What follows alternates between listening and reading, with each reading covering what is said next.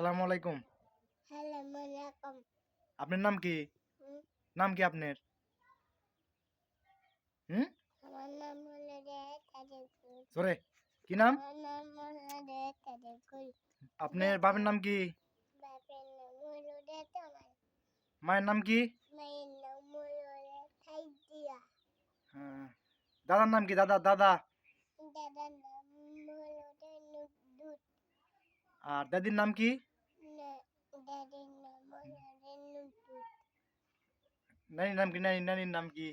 নানির নাম হলো নুদুত। আর নানার নাম কি? নানা। নানার নাম হলো নানা। গ্রামের নাম কি? গ্রাম। দাদার নাম হলো আজকাল। কি গ্রামের নাম? আজকাল। হুম। বাড়ি কোনটা?